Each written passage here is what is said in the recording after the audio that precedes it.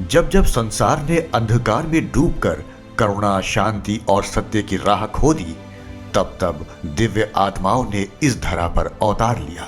लेकिन उन सब में एक ऐसा तेजस्वी व्यक्तित्व भी हुआ जिसने अपने मौन से संसार को सुनाया, जिसने त्याग से संसार को समृद्ध किया और जिसने ज्ञान से अनगिनत आत्माओं को मुक्त किया।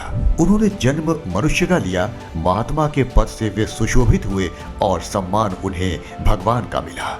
गूंज उठे पूरे ब्रह्मांड में गौतम बुद्ध की महान वाणी।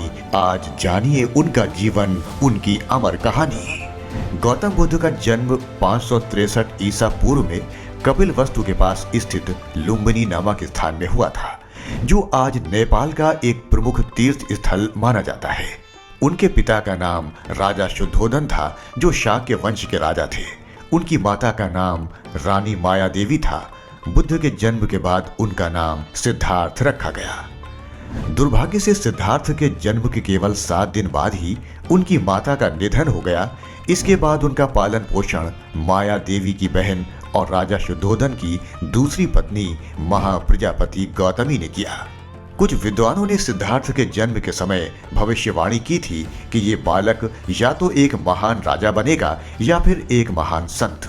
इस बात को सुनकर राजा शुद्धोधन को चिंता हो गई। वे नहीं चाहते थे कि सिद्धार्थ संन्यास ले, इसलिए उन्होंने उन्हें महल में ही सीमित कर दिया और उन्हें बाहरी दुनिया के दुख दर्द से दूर रखा। राजा ने सिद्धार्थ को ऐसी शिक्षा दी जो उन्हें भावी राजा बनने के योग्य बना सके, परंतु ये सारी शिक्षा महल की 4 दीवारी के अंदर ही दी जाती रही।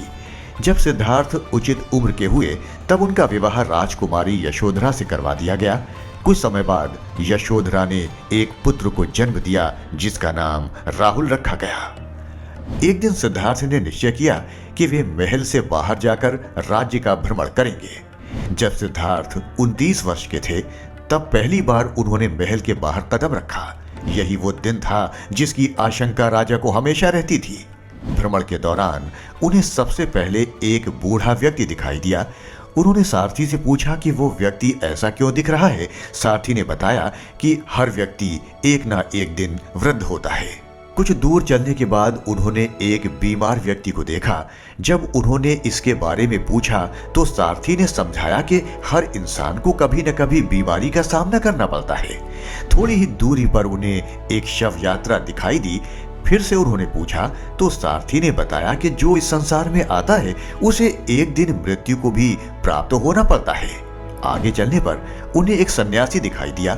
जब सिद्धार्थ ने उसके बारे में जानना चाहा तो सारथी ने बताया कि जब कोई व्यक्ति सांसारिक सुखों का त्याग करके ज्ञान की खोज में लग जाता है तो वो सन्यासी बन जाता है। इन सभी दृश्यों ने सिद्धार्थ को गहराई से सोचने पर मजबूर कर दिया। वे समझ चुके थे कि जीवन केवल सुख से नहीं बल्कि दुखों से भी भरा है। उन्होंने सोचा कि जब जीवन में अंततः दुख, बीमारी और मृत्यु है तो इन वैभवशाली सुखों का क्या अर्थ है। रातों रात त्याग महल सत्य की खोज में वे गए निकल। बदल गया था उनका मन, आर्तनाद सुन हुए विकल। इसके बाद उन्होंने निर्णय लिया कि वे अपना राजसी जीवन छोड़कर सत्य की खोज करेंगे। वे सब कुछ त्याग कर जंगलों में चले गए और एक तपस्वी का जीवन जीने लगे। उन्होंने कई तपस्वियों से शिक्षा ली और उनके बताए अनुसार कठिन तप किया, लेकिन उन्हें अपने प्रश्नों के उत्तर नहीं मिले। एक दिन वे एक पीपल के वृक्ष के नीचे ध्यान लगाए बैठे थे और उन्होंने कठोर साधना शुरू की। कई दिनों तक ध्यान करने के बाद वैशाख पूर्णिमा के दिन उन्हें ज्ञान की प्राप्ति हुई। तब से उन्हें गौतम बुद्ध के नाम से जाना जाने लगा और जिस वृक्ष के नीचे उन्हें बोध हुआ वह वृक्ष बोधि वृक्ष कहलाया।